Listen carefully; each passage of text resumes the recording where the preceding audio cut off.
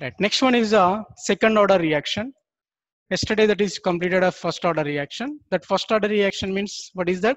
The rate of reaction depends on the first power of the concentration of terms. Clear? Or first power of the concentration of reactant. That is called the first order reaction. Okay, clear? Now today I will go to the second order reaction. What is that? Second order reaction. So what is the second order reaction? The second order reaction is the reaction in which whatever that reaction, in that rate of reaction depends on, what is that? Rate of reaction, that is dx by dt. Clear? The rate of reaction depends on the concentration of the two reactants, depends on the two concentration of the reactants. Clear? See here, I am writing the definition. In which, what is that? In which the reaction in which the rate of reaction depends on two concentration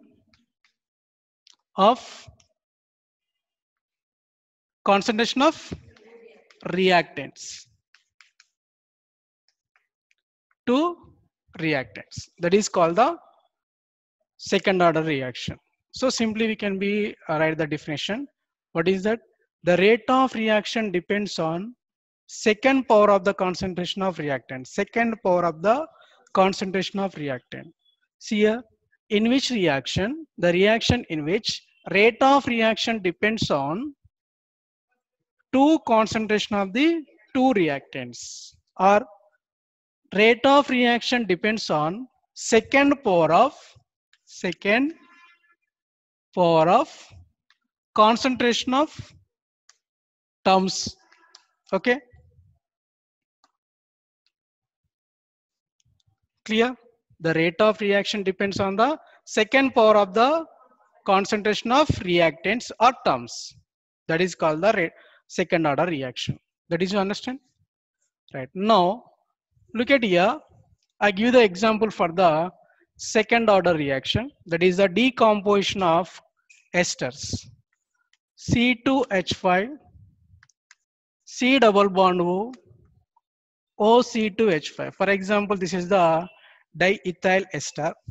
When it is under the base, I am take the OH in the condition of base. Now it is decomposition. Means it is a saponification. Saponification means the forming of carboxylate ion and also alcohol. Already it is to discuss in the carboxylic acid in the second year. Clear?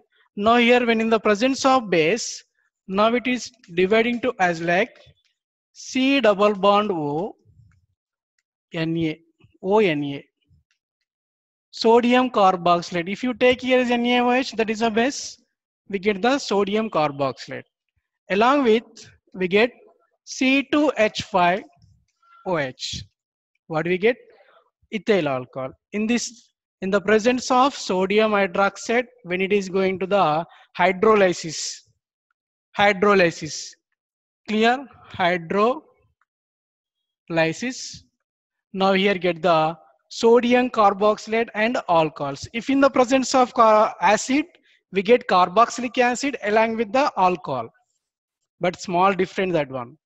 In the presence of base, we get the sodium carboxylate and alcohol. But in the presence of acid, we get the carboxylic acid and alcohol. Because of here is the, in this base condition, there is the hydroxide groups are excess there.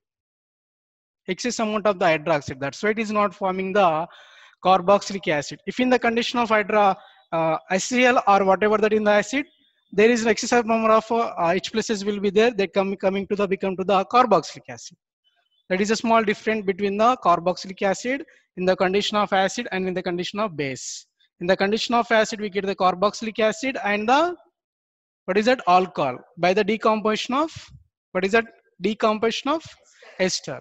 In the presence of acid, we get the carboxylic acid along with ethyl alcohol. In the presence of base, we get the carboxylate ion and alcohol. That is a small difference. Clear?